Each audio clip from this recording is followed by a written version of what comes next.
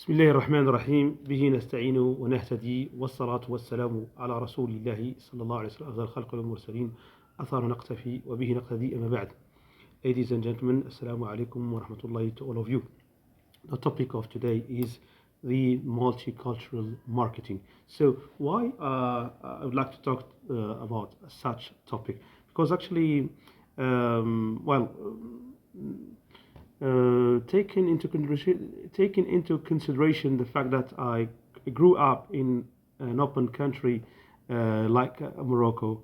It's really open to the other cultures, and also thanks to our education, which is multilinguistic. So because we are learning Arabic, French, Spanish, and also English from the primary school to the high school and also at the university. And also we live with foreigners in our country. So like that, I think that these factors pushed me to be aware about the multicultural issues and also about the cross-cultural management.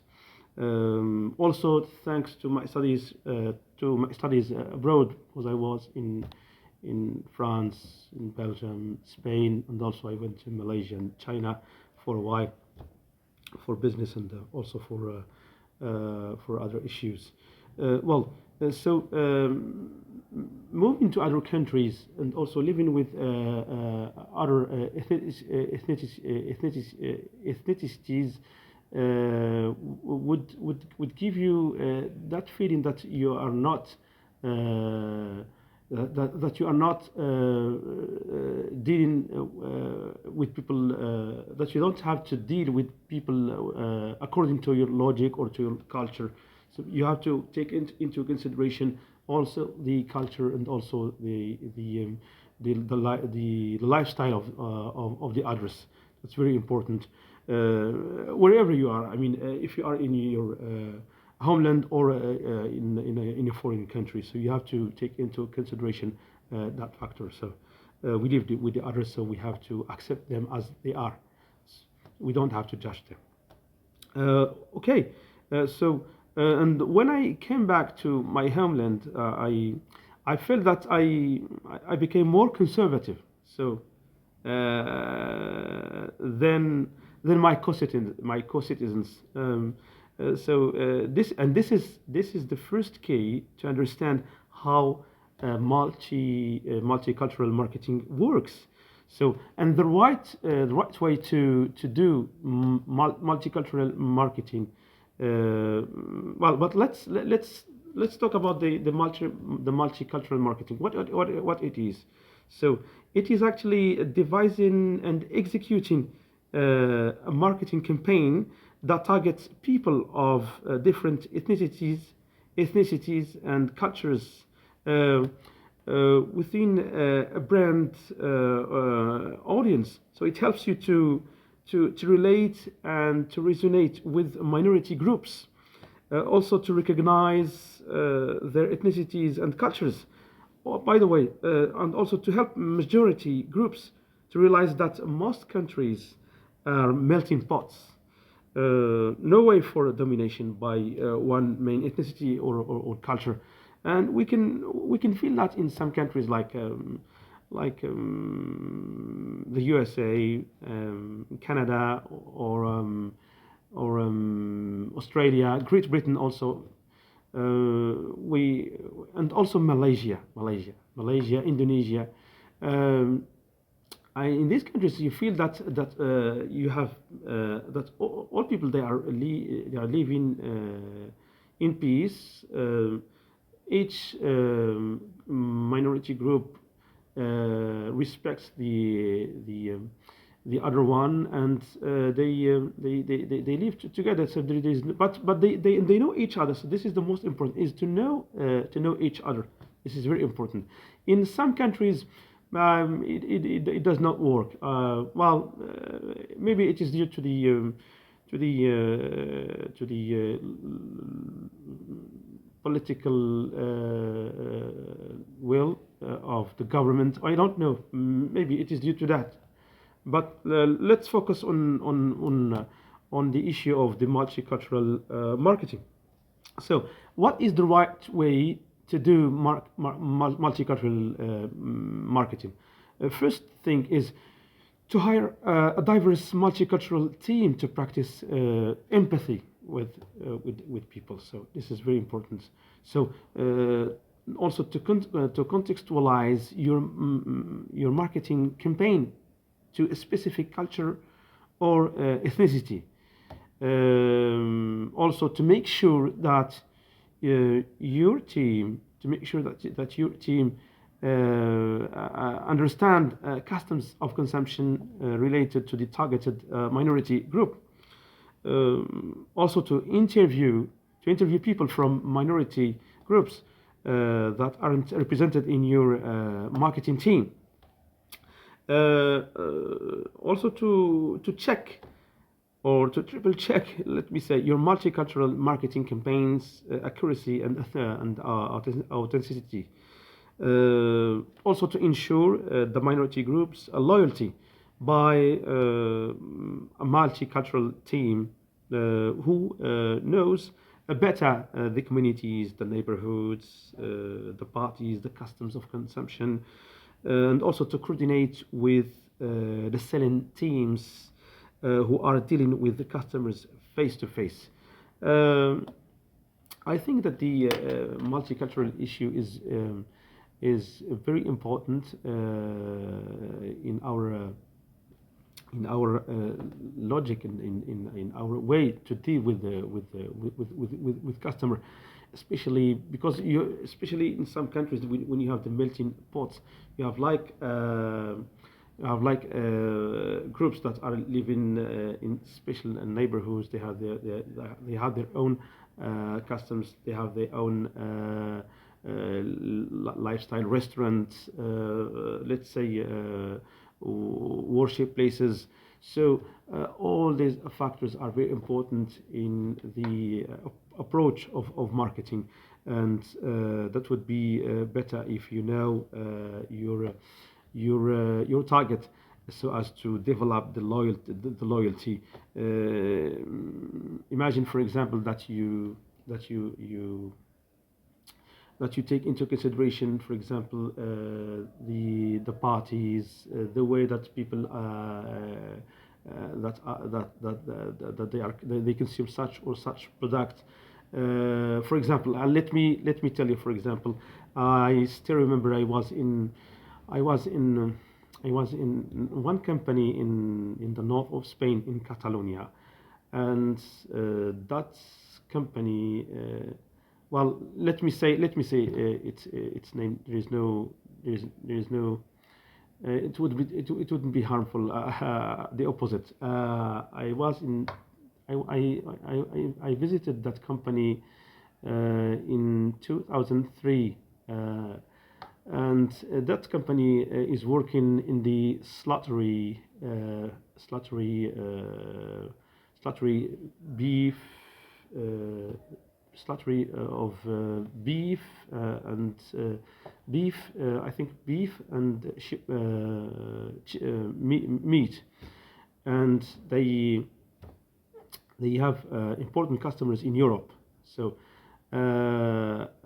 And I asked them if they care about the customs of consumption of Muslim communities that are in Spain, and they say that they invite the imam of the local mosque of that. I think it was in the suburbs of Barcelona. The name of that company is Casa del Mon. Casa del Mon. I asked the marketing manager how do they deal with that. So she said to me that they invite the imam who recited the prayer, and I mean before cutting automatically or slaughtering automatically the beast. It was a cow, so they do like that, and also they orientate the cow to Mecca, So because Muslims, when they do that, so they orientate the beast towards to the they orientated to Makkah direction. So like that, like if they are praying. So and then they recite the prayers so as to get the blessing from God. This is something that is very important. So even though you don't understand, so you have to respect and you have to accept. There are reasons. I can explain to you that later if you want. Uh, but uh, but in the Islamic way to slaughter the cows and the camels, we do that. So we want to get rid of the blood, and we wait for 24 hours till the blood comes out, because that blood uh, could have I mean viruses, and also cancer cells, and that is not good for the health of people. So this is the wisdom from slaughtering the beast like that. And also we pray in the name of Allah like that. Allah, or God in English, would bless our meat. So we wait 24 hours, and then we can consume the meat. Okay, so I I closed the bracket. I'm sorry for saying that, but it was important so as to know the importance of the multicultural issue. So we we accept, we respect, we don't judge, but we deal with, because the most important is to have business, with that minority group, and like that they will feel that they belong to that big community. I mean, the community of the country, so they can give. They can make their own efforts also to understand also the let's say the majority group in any country. Okay, I would like to thank you about your attention. Maybe I can next time, inshallah, I can introduce you another topic related to that one. Maybe the cross-cultural management. How can we work in a team where you have, I mean, many nationalities? So how can we deal with each other? Like, for example, you can have people that are English-speaking country. They belong to English-speaking countries, but they belong also to other countries that they don't have the way of thinking, and also the lifestyle of the WASP. Let's say the WASP, or the British people, but they speak English. Like, for example, if you take people from Pakistan, he speaks English very well.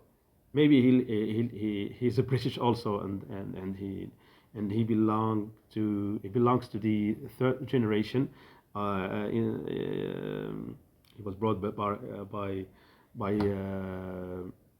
I mean, his grandfathers, for example, are in England for a long time, and he's born in England, so he got the culture, but he's still linked to his mother culture of Pakistan, for example. You have people like that, and also people from Morocco that they speak French, and also they don't have, for example, the manners of British or American people their manners are totally different from the French manners. It's totally different, or because the Mediterranean coast is a little bit different than the WASP. When I'm saying WASP, it means the white Anglo-Saxon Protestant culture.